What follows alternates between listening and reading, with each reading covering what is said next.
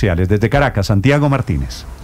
Sí, Néstor, cuando Nicolás Maduro se peleó con Elon Musk hace unas 2 semanas y anunciaba el bloqueo de X o de Twitter, afirmaba que sería solo por 10 días hasta que esa empresa entregara los recaudos correspondientes de ley. En ese momento acusó a esta red social de liderar una campaña de odio contra Venezuela y de ser parte de un plan para desestabilizar al país, y que el bloqueo sería entre el 8 y el 18 de agosto. Sin embargo, ya hoy estamos a 21 de agosto, han pasado ya 4 días después de ese 18 de agosto, 3 días después de ese 18 de agosto, y la restricción de acceso se mantiene, y entonces ha hablado el ministro Freddy Yáñez, ministro de Comunicación del gobierno, para señalar primero que se puede vivir sin Twitter o sin X, así lo dijo, que podrían entrar mejores redes sociales, colocaba de ejemplo las redes sociales chinas, y que aún Conatel, que es el organismo que regula las telecomunicaciones acá en Venezuela, no ha recibido ningún documento solicitado a X, y lo que quiere decir, pues, o puede interpretarse como que en este bloqueo de Twitter o de X será para largo tiempo, quizás incluso de manera permanente. Escuchemos.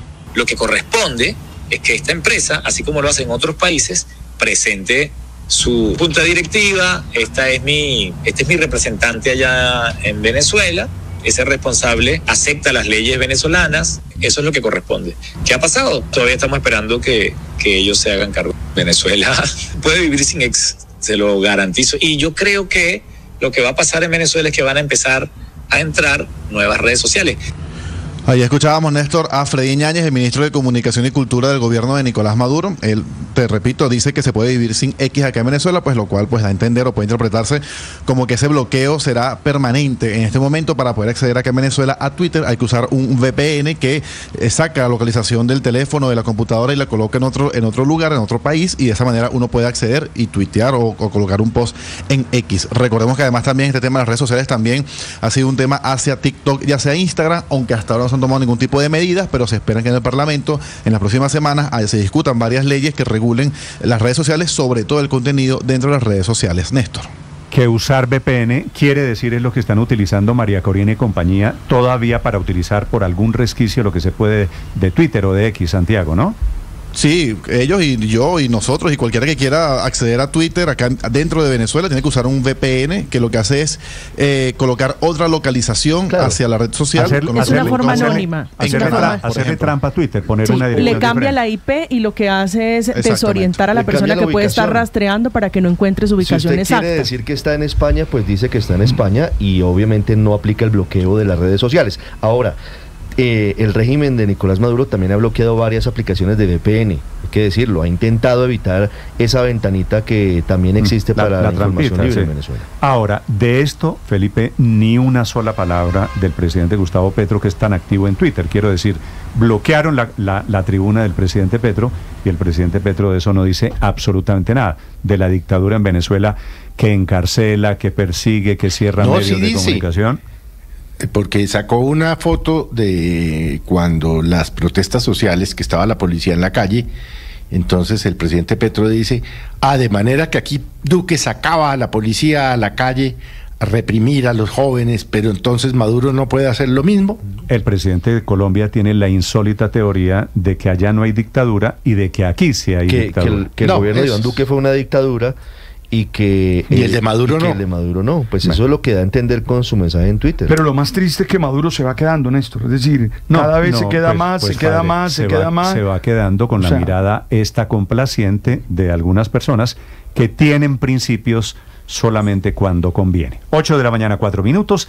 Hablando de los principios, esta mañana desafortunadamente hay un nuevo ataque de Israel en el centro de Gaza, deja más de 10 muertos, la situación es nuevamente de crisis, allí a punto de completar un año de guerra. Y no solo eso en Gaza, también Israel está reanudando sus ataques esta mañana contra el Líbano. Situación en el Medio Oriente a esta hora, Enrique Rodríguez. Y es que allá en el Medio Oriente se habla, Néstor, de principios, pero también de finales, al menos el del final de la violencia, por una tregua que no llega. Enseguida hablaremos de eso. Pero la gran novedad de esta mañana es que un dirigente palestino de Al-Fatah ha muerto en un ataque israelí contra la ciudad de Saida. Saida se encuentra en el sur del Líbano, es decir, en la frontera norte de Israel, justo al otro lado donde se encuentra la Franja de Gaza. Y esto es un dato importante, no tanto por la muerte del personaje en sí mismo o por las características de ese personaje, sino porque es la primera vez Desde el inicio de los intercambios de disparos en la frontera entre Israel y Líbano, hace aproximadamente 10 meses que muere un responsable de la organización del presidente de la Autoridad Nacional Palestina, Mahmoud Abbas, que es miembro, recordemos, de Al-Fatah. El muerto se llama Jalil Magda y era uno de los dirigentes de la Brigada de los Mártires de Al-Aqsa, es decir, el brazo militar de Al-Fatah. Una fuente de seguridad libanesa ha asegurado a la agencia de noticias France Press que el ataque había tenido como objetivo su coche cuando circulaba cerca de los campos palestinos adyacentes a la ciudad de Saida. Pero recordemos que el principal foco de la guerra ahora mismo en Oriente Medio tiene lugar en la Franja de Gaza. Allí, esta madrugada, el ejército de Israel ha atacado unos 30 objetivos. Según la versión de las Fuerzas de Defensa de Israel, todos esos objetivos alcanzados eran estructuras militares, terroristas armados, sitios de lanzamiento de túneles y un puesto de observación. Israel insiste en que está tratando de hacer ataques quirúrgicos, pero en cualquier caso las autoridades palestinas a través de la agencia oficial de noticias Wafa hablan de decenas de muertos como consecuencia de esa treintena de ataques. Mientras tanto, en el ámbito estrictamente diplomático, Antony Blinken está inmerso en su novena gira. Antony Blinken, el secretario de Estado norteamericano, en su novena gira por la zona para alcanzar por el momento, y parece imposible alcanzar, un acuerdo de paz o paz al menos temporal entre israelíes y palestinos. Dice que ya tiene el visto bueno de los israelíes, pero ha vuelto a mandar un mensaje esta mañana a Hamas. Está esperando por ello. Israel has now accepted that proposal. I heard that directly from Prime Minister Netanyahu yesterday, and we hope and expect that Hamas will do the same. Sin embargo, a Hamas este preacuerdo no parece gustarle demasiado porque contempla la posibilidad, siempre según Hamas, de que las tropas israelíes se queden en la Franja de Gaza. Eso sí, el propio Antony Blinken ha asegurado esta mañana que su gobierno, el de Estados Unidos, es absolutamente contrario a que haya una presencia permanente de Israel en la Franja, Néstor. Estás escuchando Blue Radio. Escanea este código y suscríbete a nuestro canal de YouTube, @Blue Radio Co. Y disfruta y participa de la programación de Blue Radio. Blue Radio, le ponemos cara a la radio. Blue Radio, la alternativa.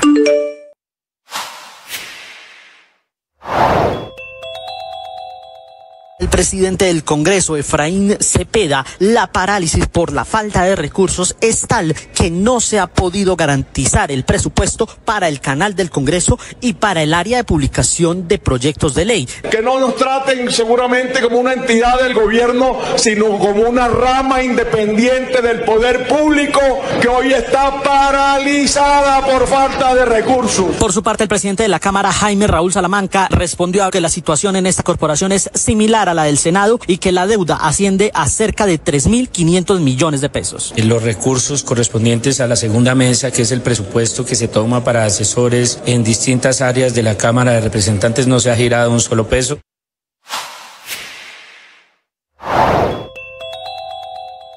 Cuentos de la cripta en la reforma tributaria que prepara pues el gobierno de Gustavo Petro.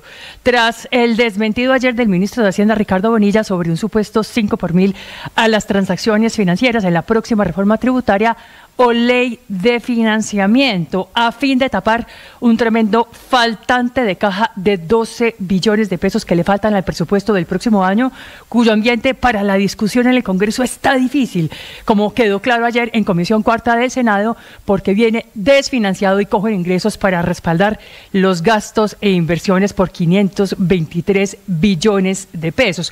Un tema que tiene pasando aceite al gobierno y que tiene al ministro de Hacienda cocinando una segunda reforma tributaria para tapar ese faltante de 12 billones de pesos, de los cuales 3.5 billones, es decir, casi una tercera parte, podrían haber salido de aumentar en un punto el gravamen a las transacciones financieras, el más permanente de todos los impuestos temporales, con una historia que data desde el 16 de noviembre de 1998, cuando se puso para hacerle frente a la crisis bancaria, empezando en 2 por mil, pero unos meses después se subió al 3 por mil y 2 años más tarde, en el año 2000, ya estaba en el 4 por mil.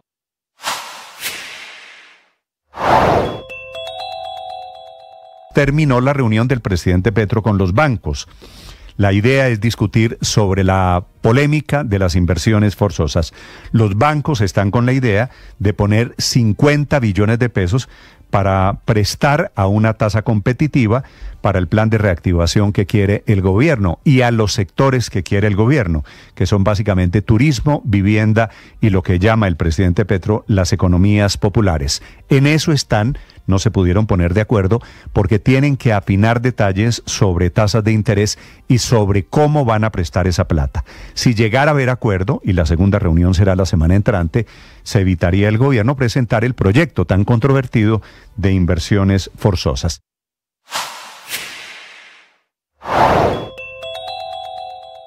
El gobierno niega de todas las maneras posibles que vaya a subir el impuesto a transacciones financieras de 4 a 5 por mil, que es especulación, dice el ministro de Hacienda, que es mentira de medios de comunicación, dice anoche tarde el presidente Gustavo Petro. La verdad es que la idea, que la revela Valor Analítica, que es un portal de temas económicos muy respetado en Colombia, la idea sí salió de un funcionario del gobierno que trabaja como asesor en el Viceministerio Técnico de Hacienda. Le hicieron el rastreo de la metadata, que es la forma en la que se identifica el origen de los documentos digitales, y muestra que la idea tiene origen y la plantearon adentro del Ministerio de Hacienda. Y dice textualmente subir el impuesto solamente durante el año 2025.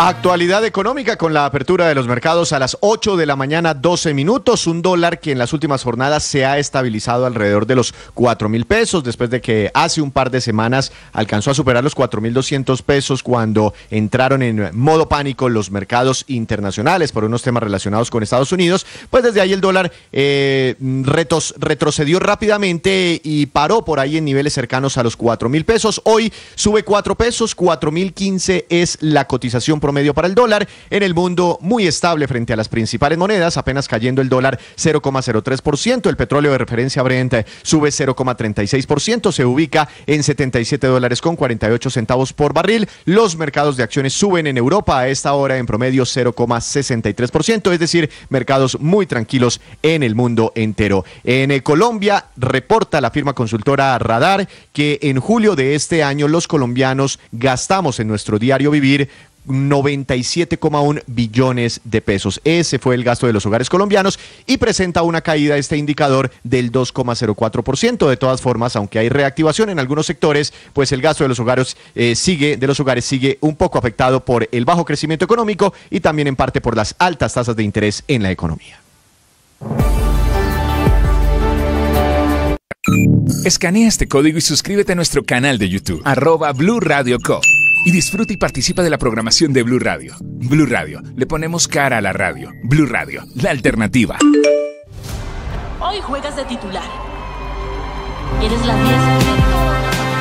8:13 minutos. La economía es la gran noticia en la convención demócrata, en donde la candidata Kamala Harris hará hoy anuncios de su programa de gobierno sobre economía desde Chicago, siguiendo la convención demócrata. Juan Camilo. Ya ha venido dando pinceladas, Néstor, la vicepresidenta y actual candidata del Partido Demócrata Kamala Harris, sobre su programa económico, que de hecho lo lanzó la semana pasada durante una correría, fue en Carolina del Norte, pero en efecto es básicamente construir sobre lo construido en términos de la generación de empleos que ha logrado el gobierno de Biden-Harris, con 16 millones de puestos de trabajo creados luego de que asumiera el mandato el presidente Joe Biden, así como también mayores impuestos para quienes más ganen, esto es para quienes ganen más de $400,000 al año concretamente, y buscar también generar condiciones para que la creación de empresas sea más favorable en los Estados Unidos. Pero sí, la economía hace parte de la agenda de la Convención Nacional Demócrata, que recordemos hoy es su tercer día aquí en Chicago. Las presentaciones principales, o el plato fuerte si se quiere, luego de las 6 de la tarde serán los discursos de la fórmula vicepresidencial de Kamala Harris, Tim Walz, y del expresidente Bill Clinton, quien se espera del discurso de cierre de la jornada. Pero hablamos entonces de la economía y del plan económico de Kamala Harris, un plan económico que Trump ha calificado como un plan económico al estilo de Nicolás Maduro en Venezuela. Precisamente sobre esas críticas de Donald Trump hablamos en las últimas horas con la vocera, la portavoz para medios latinos, medios hispanos de la campaña de Kamala Harris, Maca Casado, quien nos dijo lo siguiente. Donald Trump ha sido incapaz de condenar el fraude que hubo en Venezuela, ha sido incapaz de reconocer al señor Edmundo como el presidente. Donald Trump le importa muy poco a los venezolanos. Mira, nada más lejos de la realidad que Kamala Harris es una mujer que... Ahí está la posición de la campaña de Kamala Harris, Néstor. En Mañanas Blue, el empresario español y asesor político Xavier Vendrell responde a los cuestionamientos y explica su relación con el gobierno colombiano. Y aquí está 8 de la mañana, 16 minutos, se los había anunciado temprano, es un gusto saludarlo. Está aquí en los estudios de Blue Radio, don Xavier Vendrell, que es catalán. ¿Pronuncio bien su nombre? Perfecto. Xavier Vendrell. Correcto. No Javier. No, Xavier. Xavier. Xavier Vendrell. Xavier Vendrell, muy bien. Xavier Vendrell es uno de los personajes más controvertidos de las últimas horas. Vamos a encadenar a esta hora con la señal de Caracol Televisión, de Noticias Caracol. Me acompaña aquí en el estudio también Juan Roberto Vargas, que es director de Noticias Caracol. Hola Juan Roberto, buenos días. Un saludo a usted y gracias por esta invitación y también un abrazo a toda la audiencia de Mañanas Blue. Bueno, Alejandra, hola Andrés, allí en el estudio de Caracol Televisión. Aquí estamos para contarles, para revelarles qué hay detrás de todo lo que se ha dicho sobre don Xavier Vendrell, que es un empresario, asesor político, amigo del presidente Petro, que dijo que el presidente Petro después del segundo whisky se volvía un anarquista, de quien un periódico español, el ABC, dice la semana pasada que ha amasado una fortuna, que tiene contratos en Colombia por 500 millones de dólares. Bueno, debo decir que también es colombiano, ¿verdad? Efectivamente. También tiene nacionalidad colombiana. Señor Vendrell, bienvenido a Noticias Caracol y a Blue Radio. Buenos días. Muchísimas gracias, Néstor y todo su equipo. De verdad, un placer y, como usted sabe, he querido estar presente en este estudio para compartir con ustedes y contrastar pues todas esas informaciones que han aparecido y dar la cara ante estos micrófonos y estas cámaras para poder explicarme. Se ha tejido sobre usted, sobre su figura, señor Vendrell, una especie de misterio, casi un mito. El español amigo de Petro, el español consejero de Petro, el español empresario de Petro. Quisiera preguntarle, ¿quién es usted? Sé que está vinculado con el independentismo catalán, que ha militado, creo que el partido se llama Esquerra Republicana, ¿cierto? Correcto. ¿De dónde salió usted y por qué aparece su nombre y su figura y su presencia en Colombia? Bueno, primero, el sustantivo que ha puesto usted de entrada en cada expresión es el español. Yo, efectivamente, mi nacionalidad oficialmente es española y colombiana, pero personalmente me considero catalán, no me considero español. Soy español por obligación, soy catalán y colombiano por voluntad. Desde que tengo uso de razón, he trabajado desde el independentismo, con la voluntad de conseguir que la nación catalana tenga un Estado propio, y lo he hecho desde una posición progresista, en defensa siempre de los derechos humanos, de la justicia, de la igualdad, de la libertad. Soy una persona que en la vida he tenido, como todos, logros y fracasos, y yo, si me hace presentar, le diré, y lo digo incluso con un punto de emoción, que mi principal logro en esta vida es que mis dos hijos mayores, tengo una más pequeña, pero nuestros dos hijos mayores, de mi esposa y mío, los dos sean educadores sociales. Creo que eso indica que en mi casa, que en nuestro hogar, los valores que se han transmitido son unos. Nuestros hijos no son empresarios, nuestros hijos no, y no tengo nada contra los empresarios, quede claro, pero nuestros hijos, su voluntad no ha sido, su formación, su educación no ha sido pensando en cómo voy a ganar mucha plata, sino en cómo voy a ayudar. Están los dos trabajando en proyectos para ayudar a otra gente. Desde esta voluntad y con mi trayectoria de 40 años trabajando He sido parlamentario en mi país durante 11 años.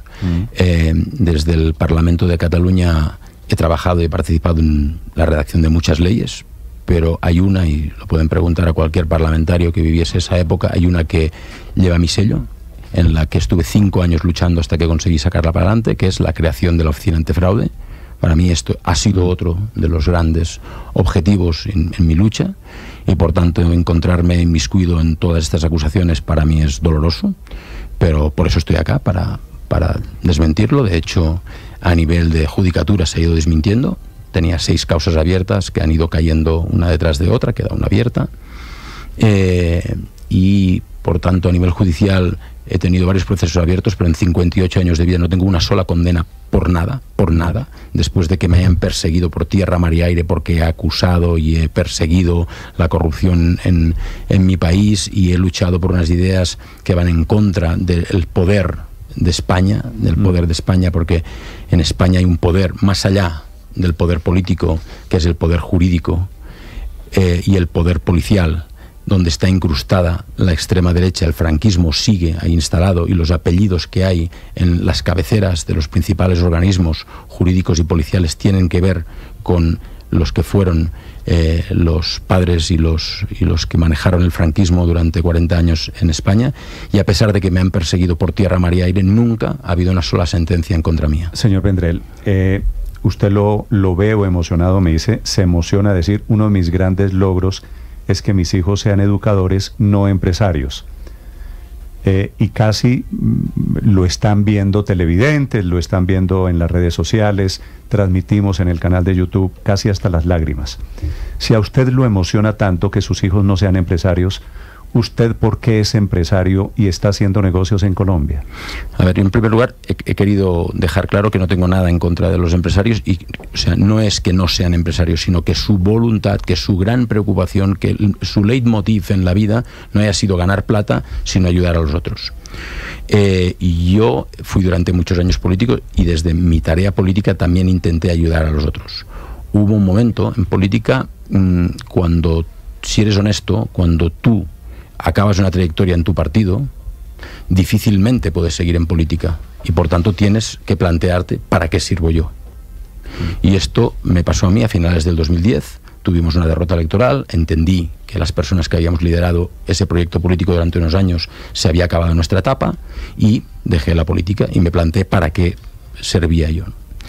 Y creo que mi habilidad es en el relacionamiento de las personas, en la organización de personas, y eso me llevó pues a impulsar pues un proyecto empresarial acá en Colombia. Un proyecto empresarial que efectivamente en las hojas de Excel que fueron interceptadas, que espero que algún día me devuelvan, porque hace 7 años que la policía española se quedó... Perdón, 5 años, que la policía española se quedó mi ordenador, mi tablet, mi celular, y no me lo han devuelto, a pesar de que las causas han ido cayendo, y no entiendo por qué se tienen que quedar estos aparatos cuando han sacado toda la información de ellos, pero en fin, en esos ordenadores había planes de empresa, había proyectos empresariales. Nosotros, como hemos dicho y hemos explicado, hicimos Torre Barcelona, un edificio que es una residencia estudiantil en el centro de Bogotá, y en esos proyectos hablábamos de hacer edificios, residencias de estudiantes en Lima, en Buenos Aires, en Rosario, en Santiago de Chile. Fuimos allá a estas ciudades, hablamos con universidades. ¿Usted llegó primero a Colombia como empresario, constructor, antes que como asesor del presidente Petro? Correcto. ¿En qué año llega, discúlpeme usted, a construir Torre Barcelona? Yo llego en el 2011 y arrancamos con una serie de proyectos empresariales. ¿Es coincidencia que su llegada a Colombia llegue con el momento en el que Gustavo Petro es elegido alcalde de Bogotá? Absolutamente. O sea, a mí el día me presentan a Gustavo Petro, no tenía ni idea de quién era Gustavo Petro.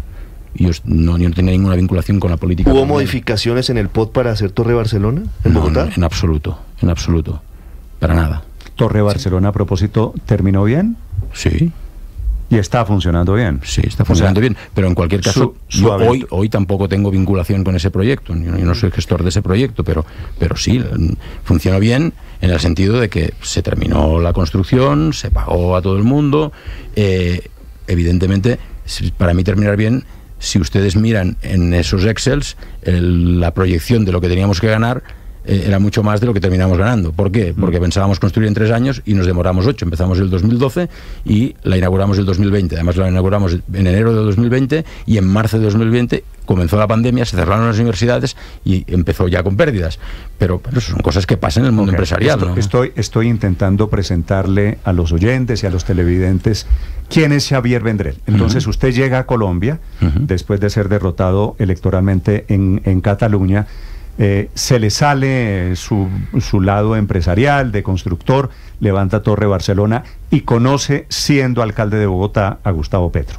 Gustavo Petro, cuando yo lo conozco, era alcalde electo, no posesionado. Era en noviembre de 2011, él había sido electo en octubre y él se posesiona el 1 de enero del 2012. ¿Quién le presenta a Gustavo Petro? Un amigo común. ¿Qué amigo en común, señor Vendrell? Vendrell? Común es una persona que no tiene ningún cargo, que no tiene ninguna responsabilidad política y por tanto, pero no voy a decir su nombre porque es una persona, un ciudadano. La relación con en ese momento, alcalde Petro, es alcalde, le vamos a presentar a un señor de la izquierda catalana. Correcto. Sí. ¿Y nace una relación política ahí en ese momento? Sí, en ese momento, mire, cuando nos sentamos, teóricamente era para tomar un café, 10 minutos, le saludas y empezamos a hablar. Yo acababa de salir del gobierno de izquierdas de Cataluña, habíamos estado 7 años gobernando las izquierdas, un pacto tripartido, 3 partidos de izquierdas en Cataluña, y yo conecté enseguida ideológicamente con la forma de pensar del hoy presidente Petro y bueno, nos entusiasmamos, ¿no? Yo en algún sitio he dicho, ese día me enamoré políticamente, lógicamente, de Gustavo Petro por sus ideas, por su visión del mundo, yo creo muy avanzada. Hemos visto que muchas cosas que él lleva años planteando, alguien pues hizo broma, hizo mofa, ridiculizó sus ideas y hemos visto que con los años pues se ha ido viendo que tenía razón en muchos de los postulados que planteaba. Señor Vendrell, esa relación que usted dice que nace ideológicamente, que lo conoce cuando era alcalde de Bogotá, ¿cómo se consolida en la campaña presidencial? ¿Y cómo termina usted convertido en asesor del entonces candidato Gustavo Petro? Cuando nos conocemos, él me plantea la posibilidad de que yo le apoye de alguna forma en la alcaldía de Bogotá, viniéndome a vivir a Colombia. Yo entonces tenía a mis hijos muy pequeños y lo hablamos con mi esposa y nos pareció que no era el momento. Mi esposa tiene su profesión, ella es fisioterapeuta, trabaja en nuestro pueblo, es al lado de Barcelona. Y creímos que no era momento de tomar esa decisión, pero sí yo como empresario estaba desarrollando mis proyectos y durante esos años pues me fui viendo como amigo, que nos hemos ido haciendo con el hoy presidente, y sí le he ido aconsejando, él me ha preguntado, hemos hablado. Para que nos entendamos, en las 2 últimas conversaciones con el presidente Petro, una empieza diciéndome qué pasa con el fascismo en Europa, y la segunda, que fue más reciente, me dice qué está pasando con Puigdemont. O sea, él tiene interés en saber, es una persona inquieta y valora mi opinión por mi implicación en la política europea, española, catalana, y por tanto muchas veces no hablamos ni tan siquiera de Colombia. Él tiene un interés en la visión internacional. Evidentemente, pues casi siempre salen temas colombianos donde yo le doy mi visión desde como ciudadano europeo. Mire, Europa durante 5 siglos expolió el mundo. Europa ha construido unas grandes ciudades, unas fantásticas ciudades, con el expolio sobre el resto del mundo. Hemos visto pues, Inglaterra en la India, Francia en África, España en América Latina, y con la plata. Fíjense que el anterior presidente español, cuando se descubrió un galeón con oro en las costas de Cartagena, corrió a decir que eso era oro español. Hasta ahí llega el imperialismo español. Con esa plata se han construido unas ciudades y se han desarrollado. Entonces yo creo que lo mínimo que podemos hacer los europeos es los errores que hemos cometido, porque obvio hemos cometido errores en la construcción de estas ciudades, pues estos errores trasladarlos a los mandatarios que hay en otros países, como es el caso de Colombia, para intentar que no se cometan esos errores que ya cometimos, porque evidentemente cuando tomas decisiones, cuando gobiernas, cometes errores, y hemos cometido errores, y si hoy el fascismo está creciendo y campando por Europa, es porque la socialdemocracia y el liberalismo han cometido errores. Y esto es una cosa que hemos analizado más de una vez con el presidente Petro, pues para que no pasen esas cosas y para que seamos... Yo creo que es importante ejecutar sobre todo el recurso público con mucha inteligencia y mucha eficiencia para evitar que el populismo pueda poner en cuestión el papel de lo público. Vale. Le preguntaba Juan Roberto, señor Vendrell, sobre su papel en la campaña de hace 2 años, sí, ¿cierto? En la campaña presidencial. Fue la pregunta. Quisiera detenerme ahí, porque usted apareció, entre otras cosas, en esas reuniones se lo veía a usted, ¿no? En la famosa conversación en donde estaba Roy Barreras. Esa mano de los españoles fue tan grande, estuvieron tan metidos asesorando al presidente Petro como dice el mito que estuvieron metidos. Mire, yo en 2018 ya participé, ya apoyé en algunas cosas al presidente Petro. Allí sí fue como amigo, me pidió algunas consultas y estuve hablando con él antes de algunos debates. Y después de esa campaña nos vimos en el 2018, en la campaña, él fue derrotado en las urnas en junio de 2018 y en julio él visitó a su hija en Marsella y yo fui a Marsella y estuvimos charlando sobre cómo había funcionado esa campaña, qué había pasado y que... Julio del 2018. 18, okay. Sí. Y yo ahí le hice... O sea, ya recién derrotado, digamos. Sí. Yo ahí le hice la reflexión de que tenía mucho mérito, sin una buena organización. Quiero recordar que en ese momento hubo 8.000 testigos electorales por parte el partido, de la candidatura del presidente Petro. Sin una buena organización no iba a ganar unas elecciones. Yo en la campaña de 2022 fui requerido por parte del presidente para que le ayudase en eso. Y en esa campaña, no mérito exclusivamente mío, evidentemente, sin un buen candidato como él, sin todo un equipo no hubiese sido posible, pero en lugar de 8.000 testigos tuvimos 86.000 testigos. ¿Y eso lo organizó usted? Eso lo organicé yo. ¿Y usted metió a los activistas del petrismo, entre otras cosas, como testigos? Bueno, los activistas es una organización que surge después de las elecciones. Durante la campaña, lo primero que hago yo es organizar el voluntariado. Eso es lo que creo que modestamente sé hacer. Creo que es lo que hice en Cataluña para organizar un referéndum donde fuimos capaces de movilizar y de organizar contra el Estado, que no quería que se diese ese acto de democracia, que el pueblo catalán pudiese votar sobre la independencia, después de 18 veces que las fuerzas políticas reclamaron en el Congreso de los Diputados poder organizar un referéndum y de que fuese negado 18 veces. Hubo unos partidos que se presentaron a las elecciones diciendo: si ganamos vamos a hacerlo. Ganamos, lo hicimos, organizamos eso a pesar del Estado, y por eso saben ustedes que han sido condenados nuestros máximos dirigentes, nuestro presidente, Puigdemont y compañía, y los acaban de amnistiar, también hay que decirlo. Ese Estado del que usted denosta permanentemente les acaba de dar pero una cosa es el Estado y la otra es el gobierno.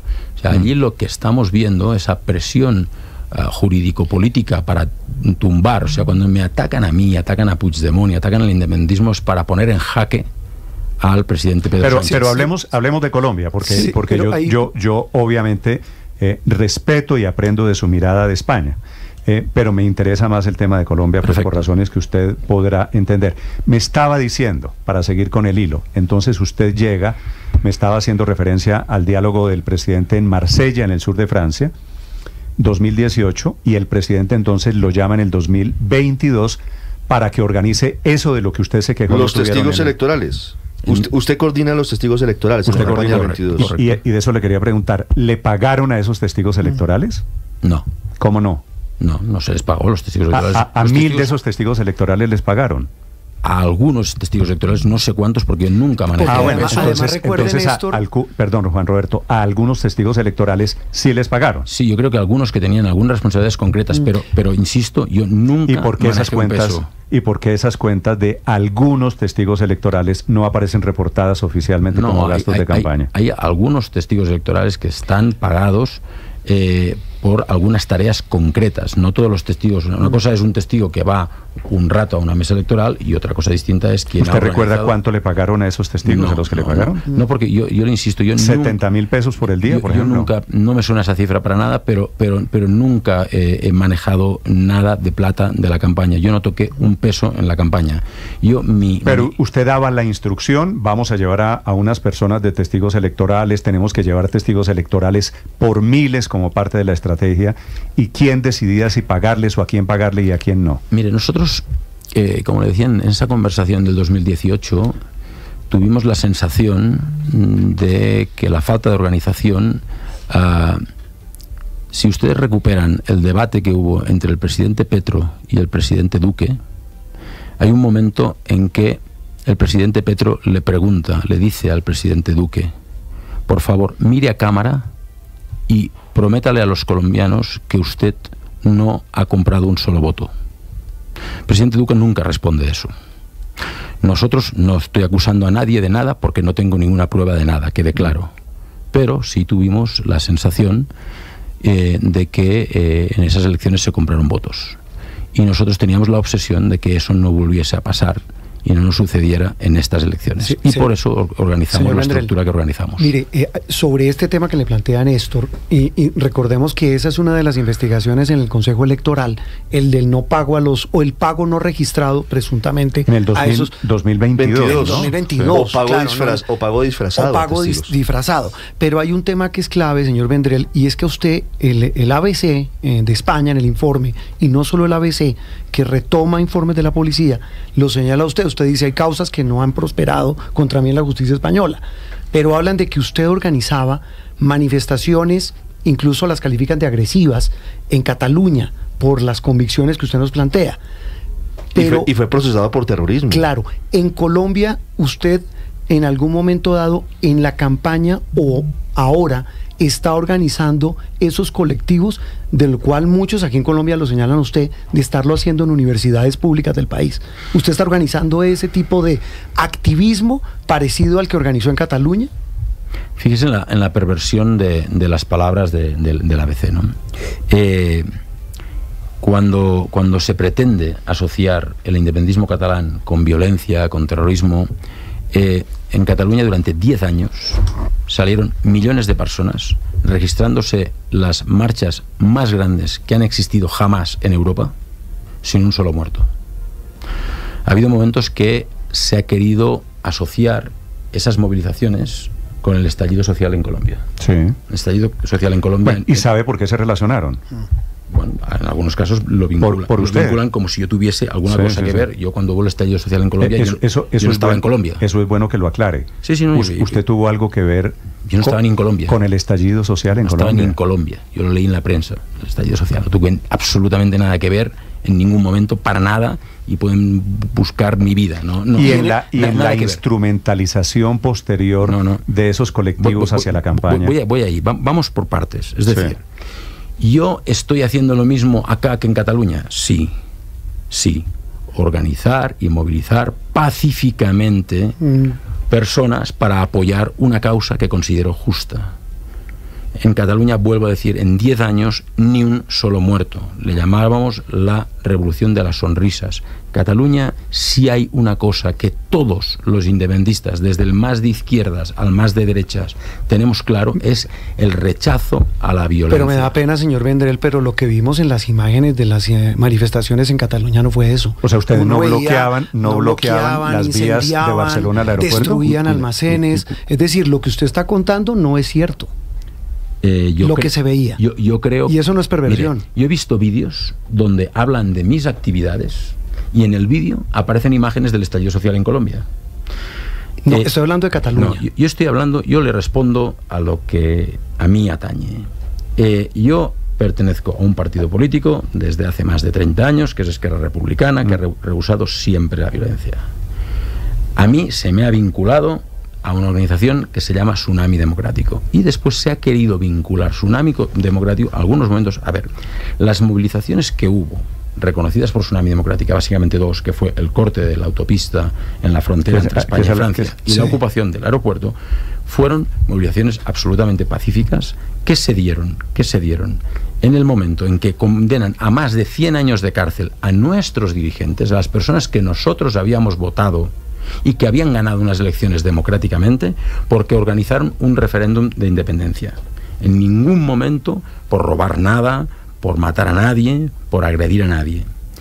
En ese momento el pueblo de Cataluña se organiza y sale a la calle, pacíficamente. Y sí hay, en el momento del desalojo, cargas policiales. Si ustedes miran las imágenes del 1 de octubre, el momento en que hubo la votación, donde 2 millones de personas acudieron a las urnas, a pesar de la prohibición del Estado, usted verá unas imágenes donde los ciudadanos están con las manos levantadas y la policía repartiendo porrazos y repartiendo patadas. Esto está documentado, 1 de octubre. Y en eso sí tengo que ver.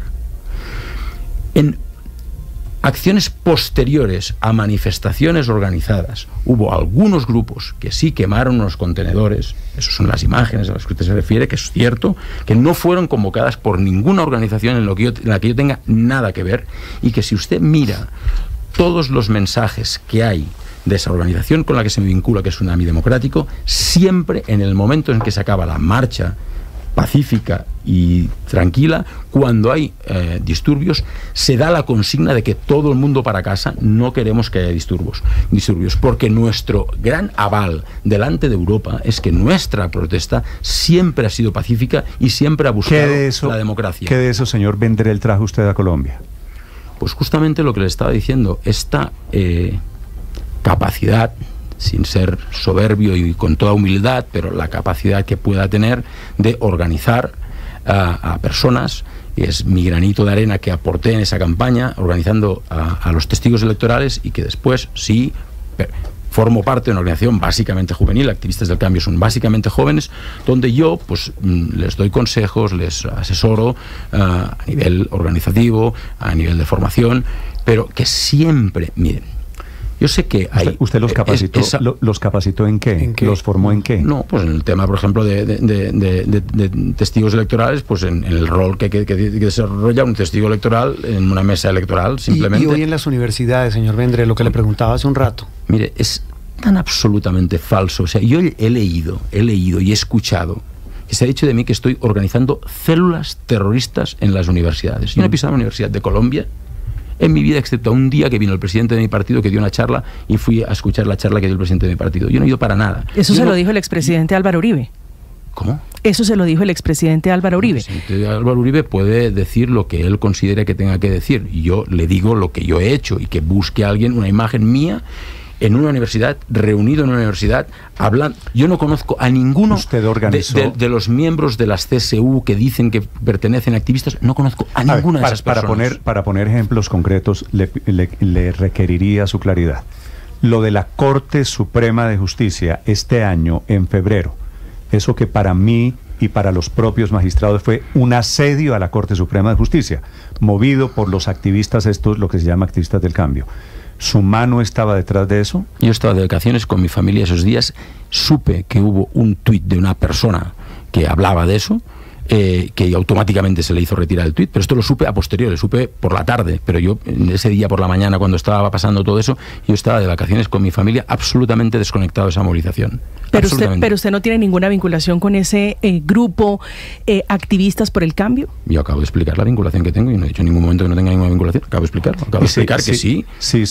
Pero a ver, ¿qué delito hay en apoyar un grupo de jóvenes que su función es explicar a otros jóvenes cuáles son las políticas del presidente y recoger ideas de estos jóvenes para trasladárselas al presidente? No es un delito reunirse, señor Vendrell. Lo que pasa es que en esa referencia que le hace Néstor del 8 de febrero, cuando asediaron a la Corte Suprema de Justicia, había personas que se identificaban abiertamente con ese colectivo Activistas por el Cambio. Y tenían las banderas. Y tenían banderas y tenían referencia a ese colectivo. Pero es distinto. Una cosa es manifestarse ante la Corte Suprema pidiendo que se tome una resolución, la que sea, pero que se tome una resolución sobre el tema del nombramiento de la fiscal general del Estado, y la otra es que se impida, no hay ningún magistrado que haya denunciado que se le impidiese salir, porque no se impidió salir. No, perdóneme, claro que durante varias horas el Palacio de Justicia estuvo asediado, señor Vendrell. Las imágenes son claras.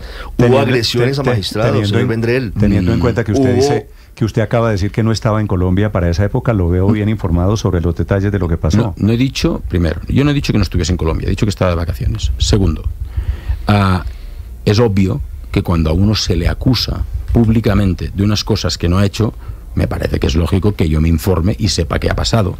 Yo me informé a posteriori de lo que había pasado para entender. Yo informé durante lo que había pasado, y lo que hubo fue un asedio a los magistrados. Durante por lo menos 5 horas impidieron la salida y entrada de personas al Palacio de Justicia. Y que no ahí fue estaban pacífico, las banderas de la organización que usted organizó. Que no fue pacífico, no lo digo yo, que sí estaba informando en ese momento. No estaba de vacaciones, lo dicen los magistrados de la Corte Suprema, que se sintieron asediados, que a los que les impidieron salir o entrar del edificio del Palacio de Justicia. Pero se lo pregunto, ¿eso fue organizado, orquestado por usted? No. ¿Qué ha hecho usted en el gobierno Petro de lo que yo le pueda decir es organizado y orquestado por usted? No, yo respecto a activistas, yo le he explicado que yo sí que he hablado con personas que están al frente de activistas, les he aconsejado, les he explicado pues cómo una organización puede funcionar, de qué manera. La cuenta oficial de esos la cuenta oficial de sus activistas invitaba a ir a asediar a la Corte Suprema de Justicia.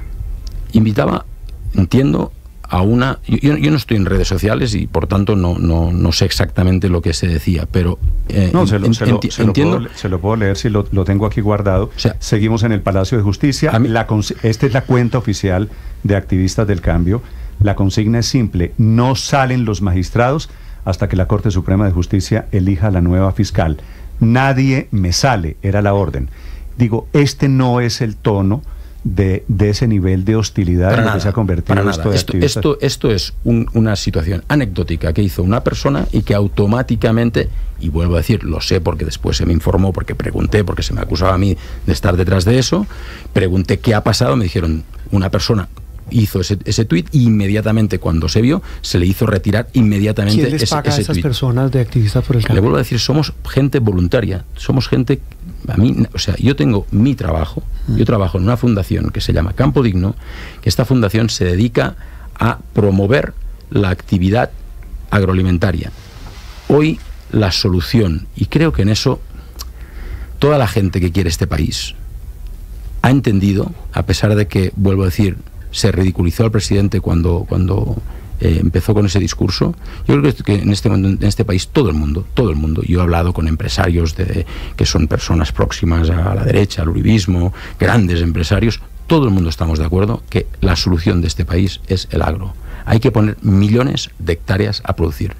Tenemos la tierra, tenemos las mejores gentes. Yo he explicado más de una vez, en Europa se valora muchísimo el trabajador colombiano. Eso yo estoy de acuerdo, sí. Tenemos buena gente para trabajar, tenemos agua, tenemos tierras fértiles. El recurso económico no es un problema. El problema que hay después de 2 años que llevo trabajando en eso es estructurar proyectos. Y en eso es en lo que estoy metido, en estructurar proyectos y en comercializar. Tenemos muy cerca... Ya voy a esa faceta, pero le pediría que me permita cerrar capítulos para no quedar con ese tema abierto. Y creo que hablar de lo de activistas y lo del Palacio de Justicia este año es, para ponerlo en términos sinceros y en términos de verdad, a quién corresponde el discurso de la radicalización de los seguidores del presidente Gustavo Petro. Y quiero preguntárselo respetuosamente, ¿esa radicalización de los seguidores, de los activistas, de los influencers, es obra deliberada suya? ¿Usted tiene algo que ver con el tono en el que estamos viviendo, metidos en este lodazal de la política en Colombia? A ver, responderle directamente a esa pregunta sería aceptar una máxima que es la de la radicalización de los seguidores de Petro. Puede haber casos de personas que tengan una actitud radical, que es una actitud, como le he dicho, un tuit concreto que automáticamente se le hizo sacar porque no es la línea. Y por eso lo enlazaba con lo que estaba diciendo. Nosotros estamos trabajando para que la juventud tenga una oportunidad, para que la juventud tenga un camino, para que la juventud se vaya de esa situación de desesperanza que muchos jóvenes tienen porque no saben cuál va a ser su futuro. Y esa es la mejor forma de evitar un estallido social. En ningún momento, desde las organizaciones próximas, desde las organizaciones que desde un ámbito u otro dan apoyo al presidente Petro, se pretende promover situaciones de violencia. En absoluto, en absoluto. Vuelvo a decir, puede haber un caso aislado de alguien que diga, pero la radicalización que usted dice, lo siento, pero no lo comparto. Yo creo que no es esa la voluntad es absolutamente constructiva. Yo estoy en organizaciones, una a nivel profesional, Campo Digno, una fundación, que nunca ha recibido un peso de ninguna institución pública, y una organización política, que es Activistas del Cambio, a la que le doy apoyo. ¿Usted hoy en día es funcionario? ¿Usted tiene contratos con el gobierno? No, señor. ¿A usted le pagaron por lo que hizo en campaña? Sí. ¿Cuánto le pagaron? 100 millones de pesos por trabajar 20 meses. 100 millones de pesos. Sí. ¿Por qué no está reportado eso en las cuentas de campaña? Porque a mí no me contrató la campaña, me contrató una empresa que estaba contratada por la campaña. Pero para la campaña. Para la campaña, sí, y está reportado. ¿Y eso no es ilegal? ¿Por qué va a ser ilegal? Que una empresa... Pues están maquillando una contratación de una persona directa en la campaña. No, porque, a ver, cuando usted contrata a una empresa para que le monte los escenarios, está pagando a alguien que va a poner el micrófono. Pero es que usted era asesor de la campaña Petro. Yo trabajaba en un tema muy concreto. Y la plata no la pagaba la campaña Petro. Usted, por supuesto, tiene derecho a sus honorarios, son servicios profesionales. La plata la pagaba la campaña Petro a una empresa, y esta empresa me pagaba a mí por hacer un trabajo.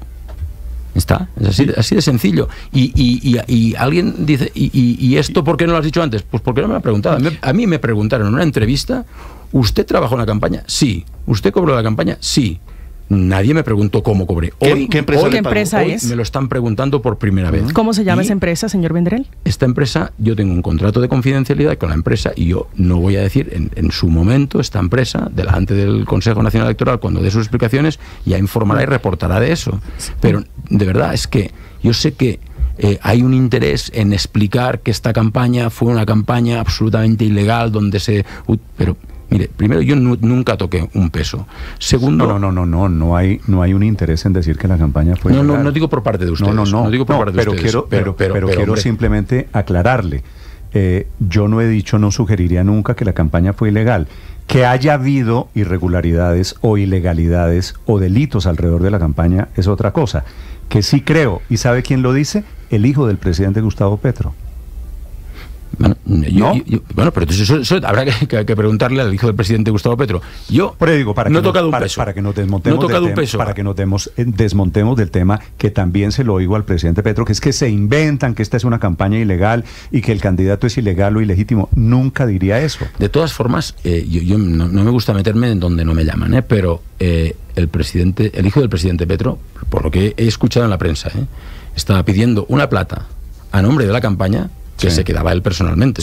Pero la esposa de él dice que por lo menos entraron por lo menos 50 millones de pesos en la campaña, de esa plata que él recibió, que pidió a nombre de la campaña. Pero ese es otro tema, usted no era el responsable de plata. Sí, señor Vendrell, ¿cómo combina uno negocios con política? Y se lo pregunto porque, y quiero su opinión y saber, usted estuvo con la primera dama Verónica Alcocer en una visita a Venezuela, en una reunión con el presidente Maduro, ¿cierto? Mire, ¿y cómo lo combina, repito, con negocios que lo va a tener política y muy negocios? Complicado para demostrar eso, porque le tengo que decir que en mi vida... usted no estuvo, le estoy preguntando, no lo estoy afirmando. Pero es que hubo un periodista que publicó eso y le llamé y le dije, o sacas eso o te voy a tener que demandar. ¿Usted no estuvo en esa visita? En mi vida he estado en Venezuela, en mi vida. Pero si estuvo su socio Manuel Grau. A ver, Manuel Grau fue mi socio hace años. Desde hace 7 años Manuel Grau no es mi socio. Es decir, hoy coinciden en el gobierno, pero no se hablan o no son socios. No. Fíjense cómo, primero, Manuel Grau y yo hoy no somos socios.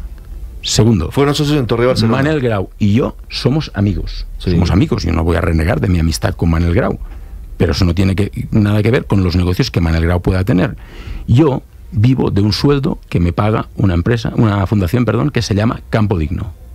Entonces yo hoy no estoy en esos negocios que pueda estar Manuel Grau. Yo no tengo nada que ver con esa empresa que ha salido varias veces, Temac, de basuras. Hablemos de eso, señor Vendrell. Hablemos de eso.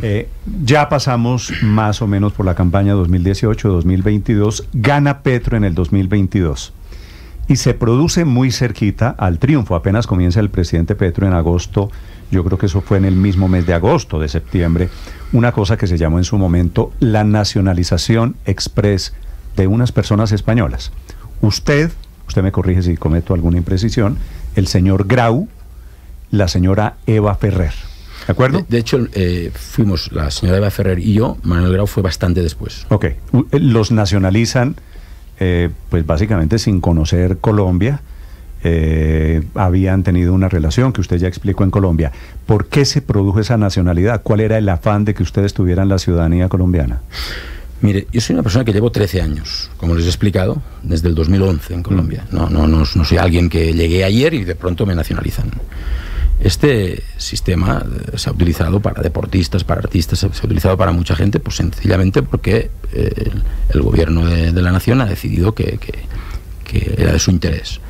En segundo lugar, se ha dicho que había habido algún tipo de irregularidad porque para utilizar ese sistema no tienes que tener ningún tipo de delito en ningún otro país.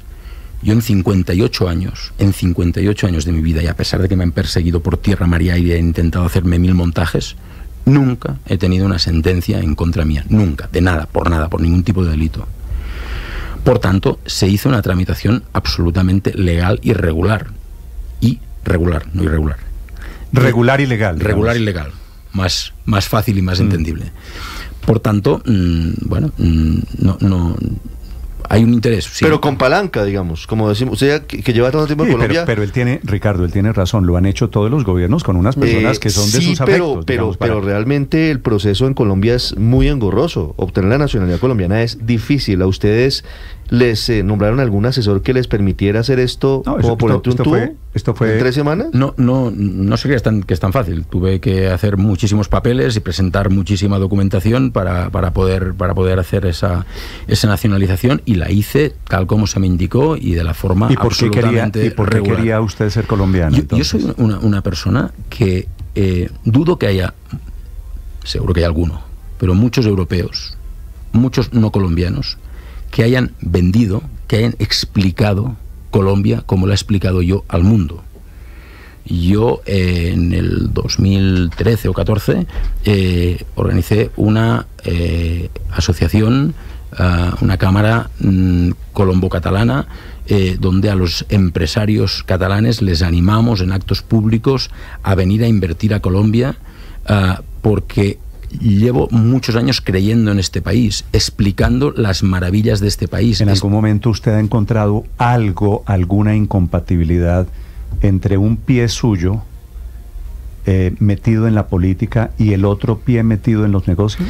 Es que, fíjese que cuando yo he estado vinculado realmente a la política fue durante la campaña. Yo durante la campaña no hice ningún tipo de negocio en Colombia, estaba absolutamente desvinculado. Pero no le ha sacado provecho a los vínculos políticos en negocios. Lo poco que he hecho yo en empresa, que es básicamente el tema de Torre Barcelona, es un proyecto que no tiene nada que ver y hoy no tiene con la negocios. administración pública. Se lo pregunto porque la versión de prensa es que indica que usted tiene negocios por 500 millones de euros en Colombia. Mire, ¿usted cree que si yo tuviese negocios por 500 millones de euros, mi esposa estaría trabajando 6, 7, 8 horas diarias haciendo tratamientos de fisioterapia, dejándose los brazos con 55 años que tiene? De verdad, o sea, yo no soy una persona millonaria, soy un trabajador que vive de su sueldo. Es un montaje. Han agarrado unas hojas de Excel donde había unos proyectos empresariales que nunca se desarrollaron y han pasado a convertirlo en que eso fueron unos proyectos con unos contratos. No hay ningún contrato, que además yo hoy no tengo ninguna vinculación con esa empresa contratista. Es una empresa que vende equipos de basuras, que se los vende a los privados que hacen la recogida de basuras, no se los vende a las empresas públicas, sino a las entidades públicas, sino al privado que hace la recogida. Segundo, no se han dado esos contratos que salen ahí, es mentira. Tercero, no tengo ninguna vinculación con esa empresa. Pero tuvo vinculación con esa empresa. Yo tuve vinculación al inicio de esa empresa, pero yo hace 7 años que... Cuando se dieron los contratos en la alcaldía de Medellín de Daniel Quintero y de Santa Marta de Carlos Caicedo, ¿usted era socio de esa empresa? Mire, el contrato que habla usted de Medellín, usted sabe que en ese contrato no existe. Pues no se ha dado, lo acaba de echar para atrás el nuevo alcalde Federico Pero Gutiérrez. Además, yo hace 7 años, este contrato de Medellín se dio hace 4 días. Yo hace 7 años que no tengo vinculación con esta empresa. Yo no he recibido nunca un peso de esta empresa. Yo fui socio fundador. En su momento no estuvimos de acuerdo en algunas cosas de funcionamiento. Yo me salí de esa empresa ha hecho su trayectoria, no ha hecho todos esos contratos que se explican que ha hecho, pero además es que no tengo nada que ver con esa empresa. Pero señor Vendrell, ¿qué parte de esto no es cierto? El objetivo de esta entrevista es que yo le haga unas preguntas con sinceridad y usted me responda con sinceridad. Absolutamente. ¿Cierto? Y la gente tiene la siguiente sensación, me asumo que hay la siguiente sensación, que usted, cercano políticamente a la izquierda en Colombia, al presidente Petro en particular, y en consecuencia algunos petristas, se aprovecha de esas relaciones para hacer negocios. Basuras en Medellín o Santa Marta, negocios en Bogotá. ¿Eso es cierto o no es cierto? No, a ver, yo no tengo nada que ver con esas empresas, pero es que además le vuelvo a decir, es que en el caso de esta empresa de la que estamos hablando, no es cierto que tenga esos contratos. No es cierto, no tiene esos contratos. No, pero le acabo de contar, además, la alcaldía de Medellín lo echó para atrás el nuevo alcalde, pero se firmó por parte de Daniel Quintero, socio político de Gustavo Petro. Pero en cualquier caso, yo no tengo nada que ver con esta empresa. Lo intentaron, si me permite. Pero que yo, a ver, quizás lo intentó esa empresa, no lo sé. Yo no tengo nada que ver con esa empresa. Entonces, se ha hecho un montaje, o sea, fíjese, una persona que vive de un sueldo ha acabado apareciendo como alguien multimillonario. Por favor. Usted no es multimillonario. Este fin de semana bromeábamos con mi esposa. Ojalá alguien nos explique dónde tenemos esos millones. Su esposa le dijo, óyeme, ¿y yo por qué no participo ahí? En Colombia, efectivamente. ¿Por qué estoy trabajando tantas horas cada día si tenemos esos millones? En Colombia se dice, oiga, ¿cómo voy yo ahí? Usted seguramente ha escuchado eso. Yo, con mi esposa, estuvimos 25 años antes de venirme a Colombia, estuve 25 años en política. Mi esposa y yo, todo lo que tenemos en nuestra casa, que hemos pagado con nuestro esfuerzo, con una hipoteca, pagando nuestras letras cada mes durante muchísimos años. Es todo lo que tenemos, no tenemos nada más. ¿A qué se refería usted cuando dijo, quiero preguntarle por dos frases si son ciertas? Entre comillas, usted dice en una conversación revelada en España por el periódico ABC, dice...